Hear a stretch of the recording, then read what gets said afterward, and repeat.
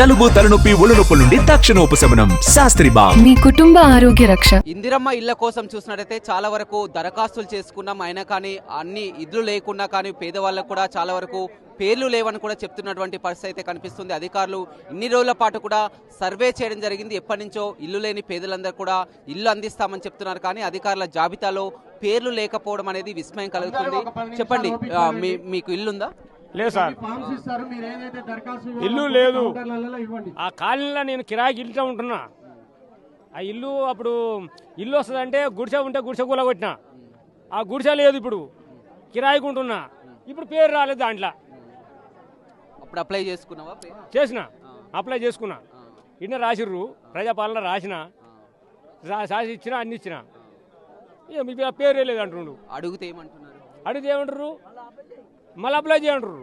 ఎన్నిసార్లు అప్లై చేయాలి? ఎన్ని సార్ అప్లై చేయాలి? అది కాక ఈ ఊర్లో ఆ ఇంటికి వెళ్ళిపోతే వీళ్ళందరి పేరు చదివి ఉండు, వాళ్ళందరికి ఇండ్లు వస్తాయట, నాకు రాదట సార్. ఇది ముసెం పిల్ల ఏడెళ్ళే మదారుకు ఏమున్నదో, ఆ ఇల్లు ఉన్నదా లేదా, ఏడ ఉంటుండో ఆ గవర్నమెంట్కు తెలుసా, లేకపోతే ఆ రాసిన కార్యదర్శి తెలుసా? ఆ కార్యదర్శి 100 సార్లు వచ్చి ఆడ కూర్చొని రాసుకపోయి ఉండు. ఆడ ఇప్పుడు దాకా మరి ఆడ ఇల్లు రోడ్ చూపిస్తా సార్, చూపిస్తా నేను. అతనికి ఏమి లేదు సారు, ఇంటి జాగ మాత్రం ఉన్నది. ఇంతకుముందు గుడిసె ఉండే దాంట్లో ఆ గుడిసె కూల కొట్టుకున్నాడు. ఏదో ఇల్లు వస్తుందని, ఏది ఆ ప్రభుత్వంలో వస్తుంది అనుకున్నాడు, అది రాలేదు. ఇక ఇప్పటికి ఈ ప్రభుత్వంలో ఏం వస్తుందో అని అప్లై అయితే చేసిండు, కిరాయికి మాత్రం ఉంటున్నాడు. అసలు లేదు. షేక్ మదార్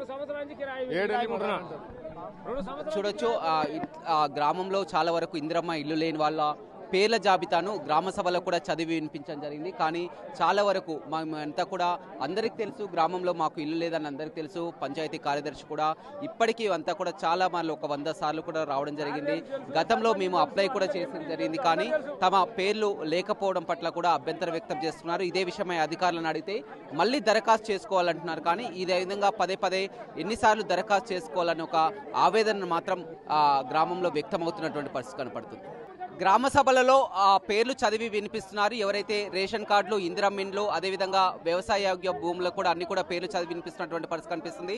చాలా వరకు రేషన్ కార్డులో గతంలో దరఖాస్తు చేసుకున్న పేర్లు రాకుంటే మళ్ళీ దరఖాస్తు చేసుకోమని కూడా చెప్తున్నారు. పేర్లు రానులని మళ్ళీ దరఖాస్తు చేసుకోమని కూడా వారికి ఈ ఫామ్స్ ఇస్తున్నటువంటి పరిస్థితి కనిపిస్తుంది. ఎవరైతే గతంలో దరఖాస్తు చేసుకున్న వాళ్ళ పేరు రాకపోతే ఎవరు కూడా ఆందోళన చెందాల్సినటువంటి అవసరం లేదు. వారంతా కూడా రేషన్ కార్డు దరఖాస్తు ఫామ్ చూస్తున్నాం, అదేవిధంగా ఆత్మీయ భరోసా దరఖాస్తు ఫామ్ చూస్తున్నాం, రైతు భరోసా, మొత్తం 4 ఫామ్స్ ఏదైతే ఉన్నాయో 4 పథకాలకు సంబంధించి కూడా రేషన్ కార్డు మంజూరు కొరకు దరఖాస్తు చేసుకోవాలంటే విధంగా ఆ పూర్తి పేరు, ఆధార్ నెంబరు, కులము, తండ్రి పేరు, అదేవిధంగా కుటుంబ సభ్యుల వివరాల పేర్లు కలిసి కూడా ఫిలప్ చేసి అంటున్నారు. ఇది రేషన్ కార్డు వివరాలు.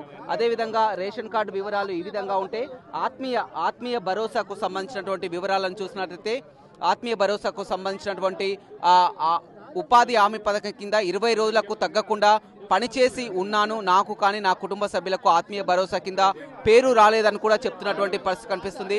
చాలా వరకు చూస్తున్నాం అంతా కూడా. చెప్పండి, ఎక్కువగా కూడా గతంలో మేము అప్లై చేసుకున్నాము, తమ పేర్లు రాలేదని కూడా అభ్యంతరం వ్యక్తం చేస్తున్నారు. ఏం చెప్పాలి? గతంలో అప్లై చేసుకునేవన్నీ ఆన్లైన్ చేయడం జరిగింది సార్.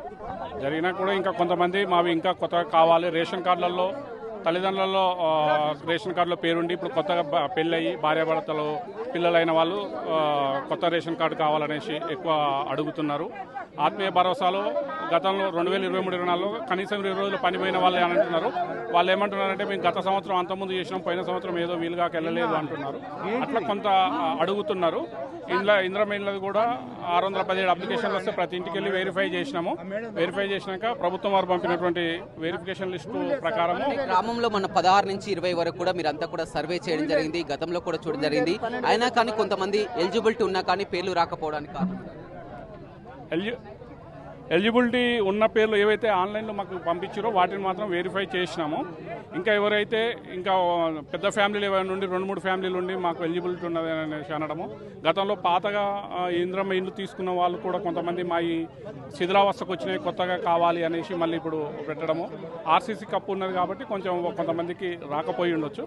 అలాంటి వాటి అన్ని కూడా మళ్ళీ ప్రభుత్వం వారు చూడొచ్చు. పూర్తిగా గ్రామ సభల్లోనే దరఖాస్తులు ఇచ్చినటువంటి పరిస్థితి కనిపిస్తుంది. రేషన్ కార్డు కోసం కానీ, అదేవిధంగా ఇందిరమ్మ ఆత్మీయ భరోసా కానీ, అదేవిధంగా రైతు భరోసా కానీ, ఇందిరమ్మ ఇల్లు, ఈ 4 పథకాలకు సంబంధించి పేర్లు లేని వారు మళ్ళీ కూడా ఆ దరఖాస్తు చేసుకోవచ్చు. ఎలాంటి ఆందోళన అవసరం లేదని కూడా చెప్తున్నటువంటి పరిస్థితి కనిపిస్తుంది. చెప్పండి అమ్మా. మొత్తం మనం గ్రామంలో చూస్తున్నాం, అంతా కూడా మళ్ళీ దరఖాస్తు చేసుకునేవారు చేసుకుంటున్నటువంటి పరిస్థితి అయితే కనిపిస్తుంది. కానీ పదే ఎన్నిసార్లు ఈ దరఖాస్తులు చేసుకోవాలనే ఒక క్వశ్చన్ అయితే రేజ్ అవుతుంది. గతంలో ప్రజాపాలనలో దరఖాస్తు చేసుకున్నాం, మన కుటుంబ సమగ్ర సర్వే జరిగినప్పుడు కూడా వివరాలు చెప్పడం జరిగింది. ఆన్లైన్లో మీ సేవలో కూడా అప్లై చేసుకున్నాం, అయినా కానీ ఆ పేర్లు రాలేదని ఒక విమర్శలు అయితే వస్తున్నాయి. ఎన్నిసార్లు మొత్తం కూడా దరఖాస్తు చేసుకోవాలి, ఇవన్నీ కూడా చూస్తారా లేదా అనేది ఒక స్పష్టంగా మారింది. కానీ గతంలో ఏదైతే ప్రభుత్వం కొంతమంది పేర్లే వస్తున్నాయి, అనర్హులకు లబ్ధిదారులకు రావడం లేదని విమర్శలు రావడం పట్లనే మళ్ళీ రాష్ట్ర ప్రభుత్వం కొత్తగా కూడా దరఖాస్తు చేసుకోవచ్చు అని చెప్పింది. కానీ ఇది ఎంతవరకు అనేది, ఎందుకంటే మళ్ళీ చాలా వరకు దరఖాస్తులు ఇప్పటికే సంఖ్య పెరుగుతూనే ఉంది, ప్రతిసారి దరఖాస్తుల సంఖ్య పెరుగుతూనే ఉంది. ఇది ఏ విధంగా సమంజసమని కూడా విమర్శలు వస్తున్నటువంటి పరిస్థితి కనపడుతుంది. Vote studio. మరిన్ని వీడియోస్ కోసం ఛానల్ ని సబ్స్క్రైబ్ చేయండి. లేటెస్ట్ అప్డేట్స్ కోసం వాట్సాప్ ఛానల్ ని ఫాలో అవ్వండి. అండ్ లింక్ డిస్క్రిప్షన్ లో ఉంది.